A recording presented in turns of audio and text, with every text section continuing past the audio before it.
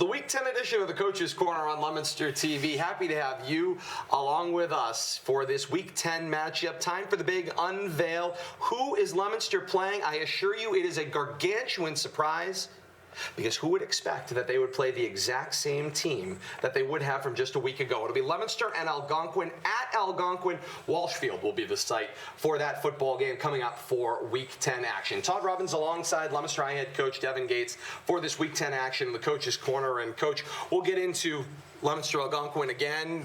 Well, maybe we can just re-queue up the Week 8 video and bring that back out and take a look at the game preview. But in the meantime, let's talk about Leominster and Westboro last week. It was a 35-10 win. Key stat of the game that I thought really stood out to me: 8 turnovers. Your defense generated 8 turnovers. That's peaking at the right time. Yeah, they were relentless to the ball, and they really did a great job. They made Westboro earn everything that they had, and I mean, anybody who watched the game could see the speed was different for our defense. They were really getting after it. They played with a confidence that I hadn't seen them play with. I've seen them. They've been great for us all year long, but this was another level for them, and it showed in the turnover category, and we were very opportunistic in that department.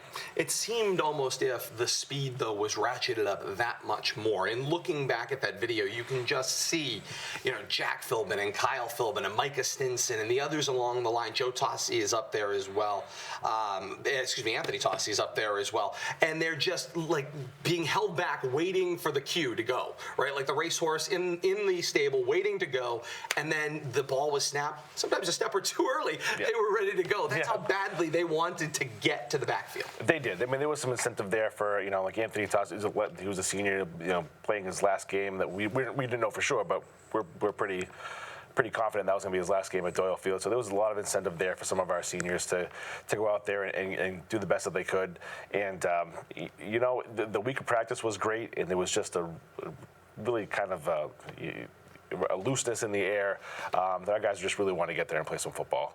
And it was worrying less about what the offense or the defense was presenting to us and just going out and playing our brand of football. Talk about that balance, too. You talk about how loose they were both in their week of preparation and then obviously into the game. There's always that fine line that you walk between being so rooted tight and focused on the game and then being able to play with a certain calm among you to just kind of let the game come to you. What's that balance? How do you strike that balance as a player? It's tough. I've kind of struggled with that as a coach, and what's too loose, what's too tight. You want a healthy balance, and the type of loose that we were on Friday night was definitely a very positive loose. So, it wasn't silly. It wasn't we weren't taking Westboro or granted or overlooking Westboro at all. It was we had a healthy respect, but we talked all week long about not playing down to opponents. Which I felt like we've done it a couple times this year. We played at the level of our opponents instead of playing our brand and playing what we're capable of in our potential.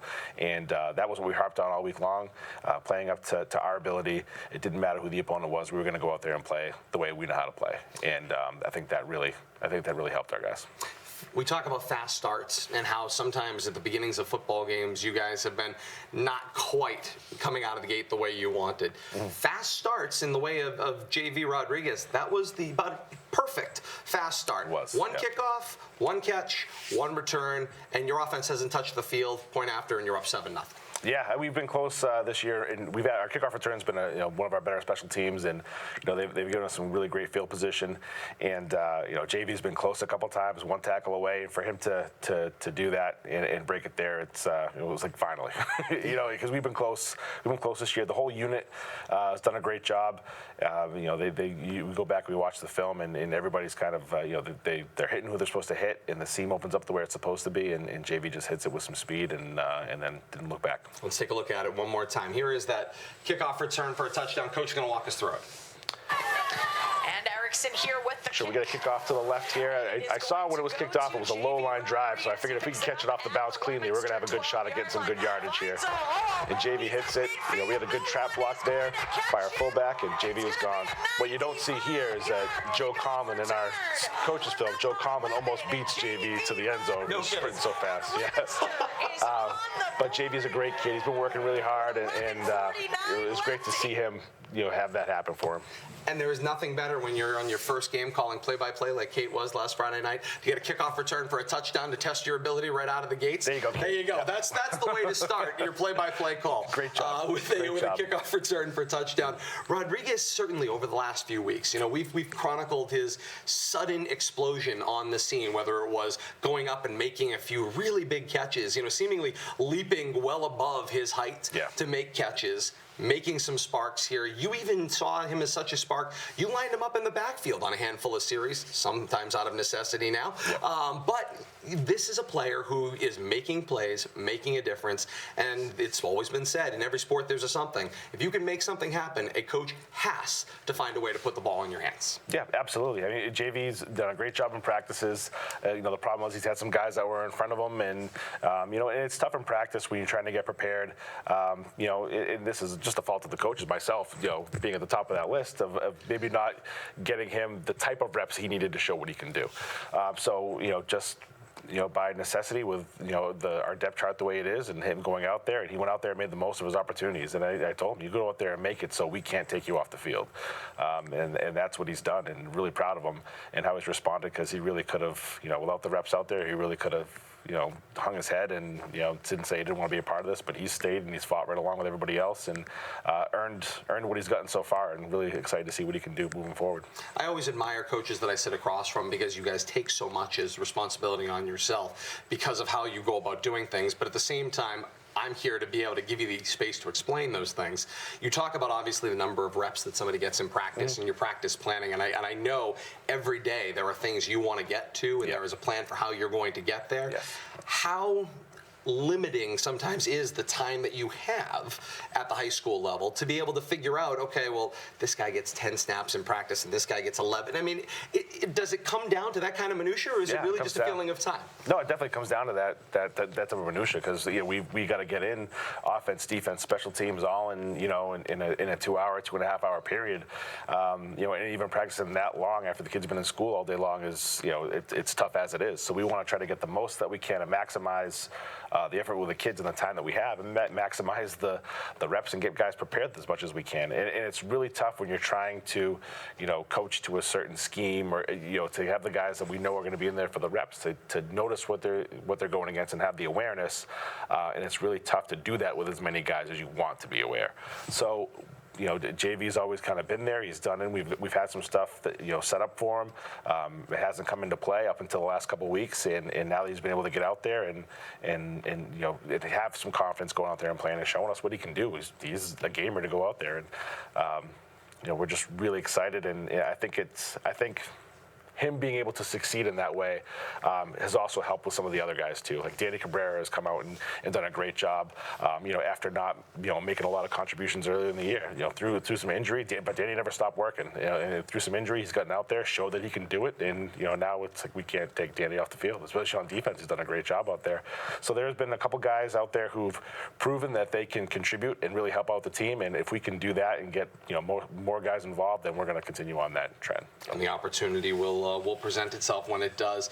One of the other places you're seeing some of that growth, and you mentioned other players you're seeing, is that passing game continuing to develop. And you can see it in this game, again, in some cases out of necessity, because your running back committee continues to get larger and smaller, seemingly all at the same time. But that has led to the emergence of Arlie Galat, who we knew was a handful of passes away from finding his legs. And he certainly has done that over the last handful of weeks. We talked about Rodriguez. Liam Curtin about a week ago really started to explode onto the scene. Darian O'Brien has now got a bunch of people around him that can be reliable pass catchers, which makes life a little easier for you from the tight end spot to be a reliable pass catcher as well.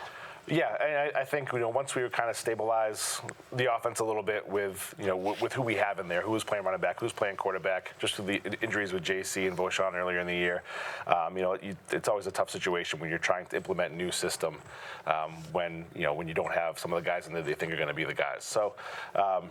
Now that we've kind of worked through that, and Caden's gotten better each week, and Justice has come out and done a great job and let us be able to kind of take some chances in the pass game a little bit, which has certainly helped Caden's confidence. And right now we're starting to do what we wanted to do since day one.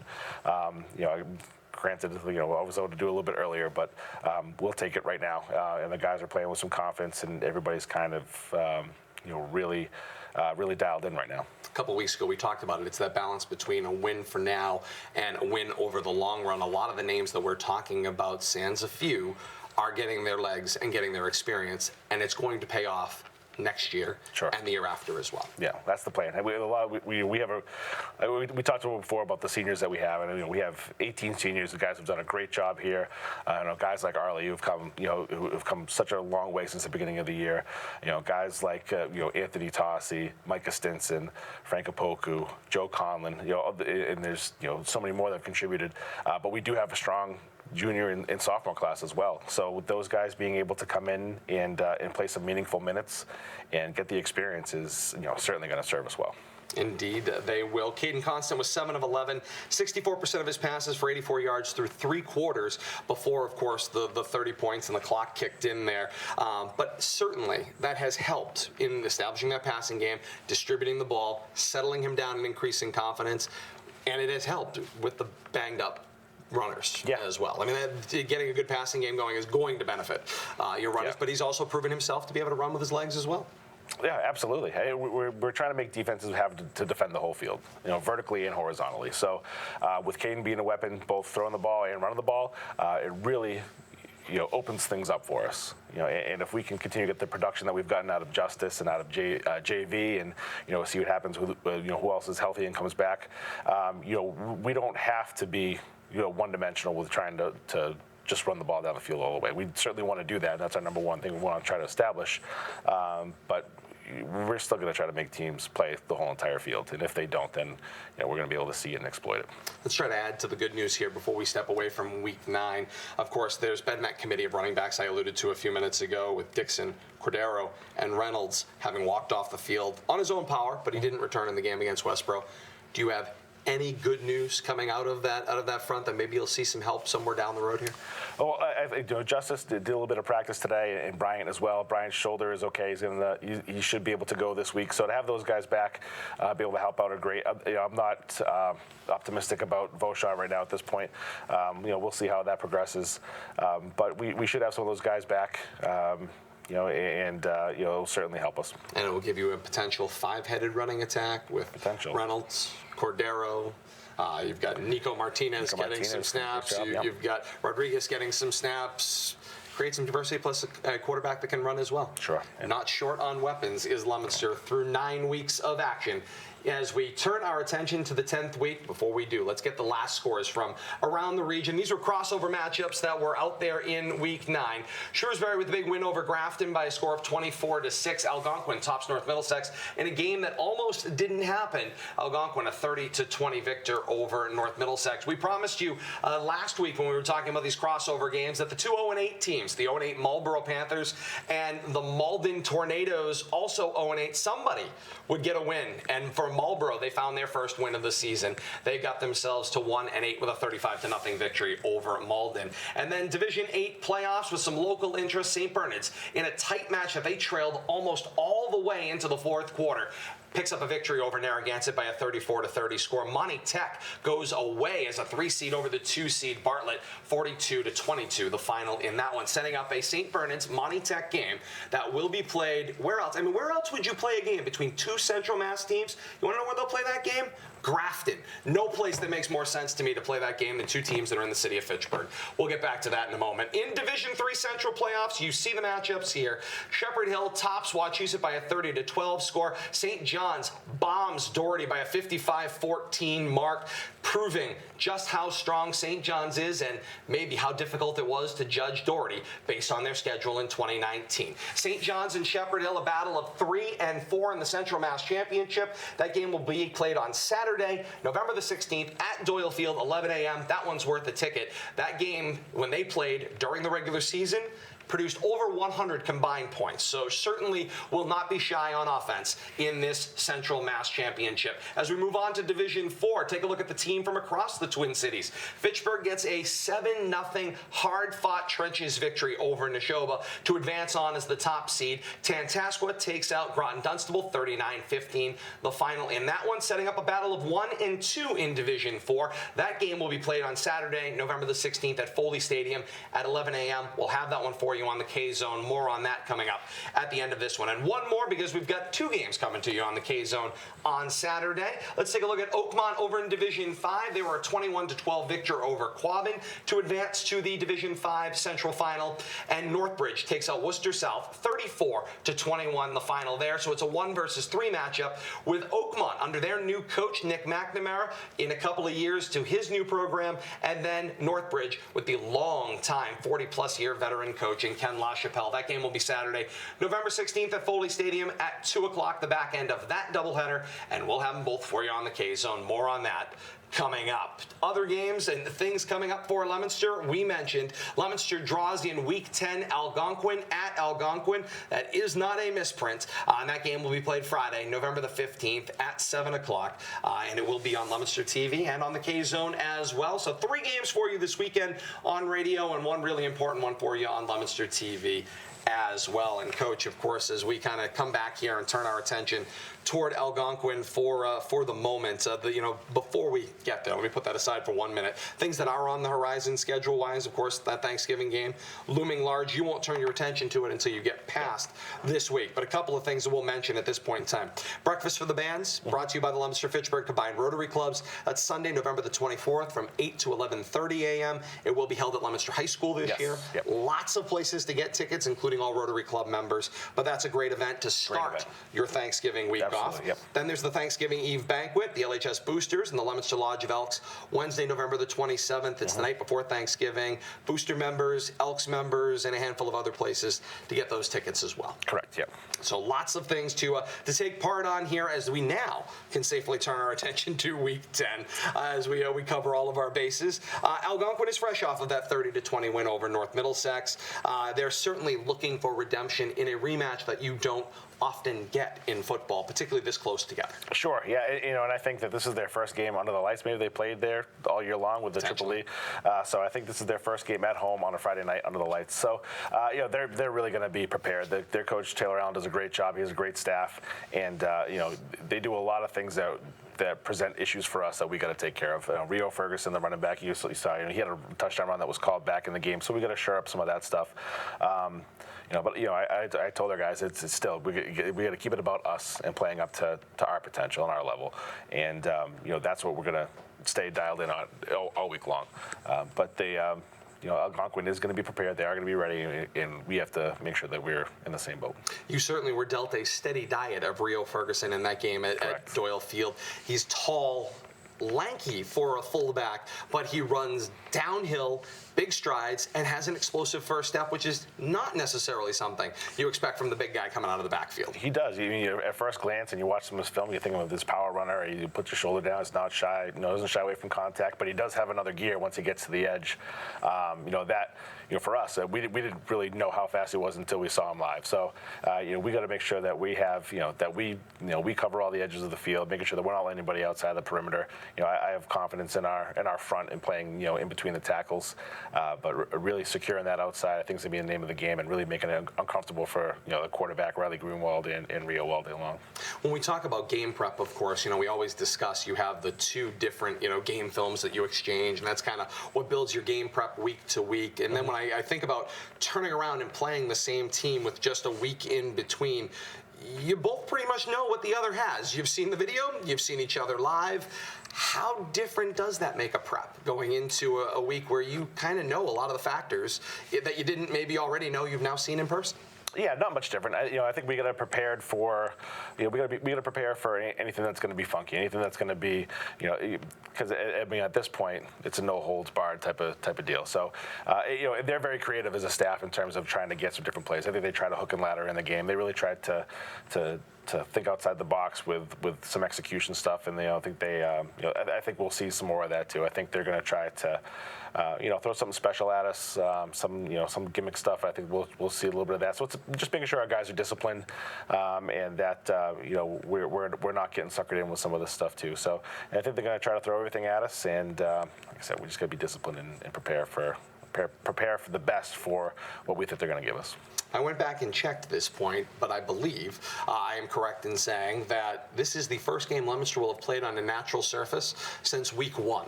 Tell you how much football has changed. So you played on the natural surface, on the dirt and the mud and the grass, week 1 against Westfield, and you've been on turf every game since. And now you know you have Algonquin at Algonquin. Walsh Field is a natural surface. And on the horizon on the other side of that, you have Crocker Field, and we've talked a little bit about it, and we'll talk more about it next week in our Thanksgiving show, just how unique that place can be in preparing to play a game on Crocker Field. Talk to me a little bit about the transition. Now that you've gone 6, 7, 8 weeks playing on an artificial surface, you're now going to go back to playing on this natural surface. How much of a change does that present to your athlete? Not much of a change. I mean, we practice on grass all the time, so it's we've definitely played more on grass than we have on turf this year. So it's really not going to be an issue for us. It's still probably going to be a better surface than what we practice on. So especially this late in the season with the potholes and stuff that we have going on. But it's not anything that I think is a cause for concern for us. This is that plug for the turf field project behind the high school, which would open up so many more opportunities for so many other people to get a chance to play on turf as well, and maybe some practice on it as well, which might be ideal. You never know. You never know. There's something we'd all like to try, and we'll see where we all wind up. But you talk about those things, especially at this time of year. It's one thing to play on the natural surface earlier in the year when the weather is nicer. As you start to get to this time of year where the grass especially is going to be frozen, then warmed, then melted, then have that dead spot that runs between the hash marks. There will be substantial changes in the footing. There'll be stuff on the football that maybe hasn't been on the football before. I feel like in some ways, again, as an outsider observing, those kind of factors, because everywhere else has removed those kind of factors, because every week now you play on turf, it just must change something about the student athlete. Just even if nothing else, getting the ball back, the official doesn't wipe the ball off, and the next snap all of a sudden goes flying over somebody's head because there was mud on it they didn't anticipate. Yeah, absolutely. Stuff like that is certainly, if it's dry, even if it's still dry, you get a little bit of mud on the ball, you get a little bit of condensation, something that could, it makes it a little harder to handle. But it's something that looking at, I think is really any cause for concern for us. We get down to these late season games playing on natural surfaces. I think it's fun with the elements we have, and it's football at its finest, and we're looking forward to it. You and I can show our age. That's football the way it was supposed to be played. At least that was the way it was played in the late 90s and early 2000s, and every year before that. But take it for what you will. Coach, special teams and defense in particular, they continue to be your hallmark. We talked about the kickoff return for a touchdown. Defense, obviously, to scheme will be important. But contributions from special teams have been there, and obviously, with your situation growing on offense, it would certainly help to continue to get something out of your special teams every week as well. Yeah, absolutely. I mean, we're still learning more about Santi, and he's learning more about himself. Our kicker, Santi Rodriguez, he had another great week. And the ball was kind of heavy, and cold, the punting game, but he still did a good job getting it off. And the kickoffs have still been great too, and our coverage. I think we could work on our coverage a little bit better there. But overall, I think our special teams have played pretty positive all year long and given us some opportunities. And hopefully we can keep on doing that. And with the offense coming up to speed now, it feels like we're starting to play complete football games. So. That is a good reference that you make there about the weight of the ball. We talked about it on the broadcast over at Crocker Field last week. I know Kate and Billy did as well. That was one of the first really cold games of the season. Yeah. And all of a sudden it does seemingly change the dynamic of the ball a little bit. Things are a little harder. Things stick a little bit. Maybe it doesn't quite have that Tom Brady-esque softness that he likes people to have as a quarterback. When you saw obviously that change, both throwing the ball and carrying the ball, handing the ball off, how much could you really feel the difference? In the kicking game, I think you can feel it the most when you're trying to make contact with your foot on the ball. If it's a little bit, a little bit harder, a little bit more frozen, it's it certainly affects how much it's going to pop off your foot. With the cold air taking some of the air out of it, it's a little bit more of a dead ball than it is. It doesn't tend to jump off the foot where it normally would be in a warmer weather. So, but I think that's where you see it the most. I don't think you really see it, in the passing game as much for us. As long as it's a dry day, you're not going to see much difference in the ball there. But in the kicking game, it can make a difference. Indeed, it may. It's Leominster and Algonquin coming up in Week 10 action. It's like getting in the Wayback Machine and going all the way back to Week 8. So that's where it will be. Game will be at Walsh Field in Northborough. That's behind Algonquin High School, a renovated facility they have. Their stadium has pretty much stayed the way it's been in the number of years that I've been around. So I know that's a project that they are looking to, but it is an old-time classic football facility. Come on out and be a part of that one at Walsh Field as well. Lots of ways to participate if you can't make it out there, and we've got them for you both on the K-Zone and on Leominster TV. Here's your broadcast options. On the AM, it's AM 1280. On the FM, 105.3 FM. Live streaming, WPKZstream.com. Countdown to kickoff at 6:30 on Friday night. Our partners with Leominster TV, they'll be with us on Verizon and Comcast. They've got replays on YouTube as well. You can search up at Leominster TV. I know there was a little technical difficulty with the Facebook Live and some of the live transmission last week. Bear with. I know that they have replaced the coverage both online on the YouTube and on the Verizon and Comcast replays, so you can see the entirety of that fourth quarter as well. But the coverage for Leominster TV begins just about 10 minutes to 7, and then Facebook Live, they'll be there about 7 o'clock, and we'll share that out with all of you as well. And then on the K-Zone, we mentioned it's triple header weekend, so lots of options out there. Friday we reviewed moments ago, and on final Saturday, it's Fitchburg and Tantasqua, Northbridge and Oakmont. Our countdown to kickoff on the K-Zone will begin at 10:30 a.m.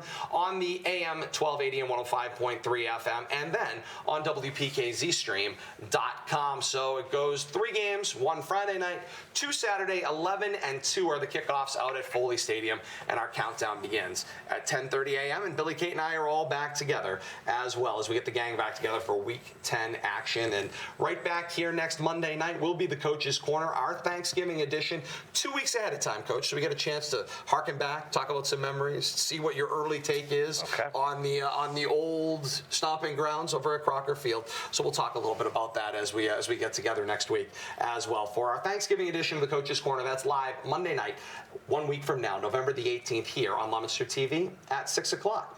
Thank all of you so much for being a part of this edition of the Coach's Corner. You can look for some Thanksgiving specials, both coming up here on Leominster TV over the next couple of weeks. We had public address announcer Dick Tucker in here for a special. We had head coach Devon Gates and his dad Bill Gates in here talking about their shared histories in both Fitchburg and now here in Leominster as well. Those specials will be coming up right here on these same Leominster TV stations and out on YouTube as well. So please look for those as we go through our next couple of weeks on Thanksgiving, which on that same note, Recipe for a Classic comes your way on Thanksgiving Eve on the K-Zone beginning at 6 o'clock. So tune in for all of that. Lots of stuff. We'll have it all for you here next week on our Thanksgiving edition of the Coach's Corner. For Kate Robbins back in the studio, and of course, head coach Devon Gates, I am Todd Robbins, saying thank you so very much for joining us. And until next Monday night, so long, everybody.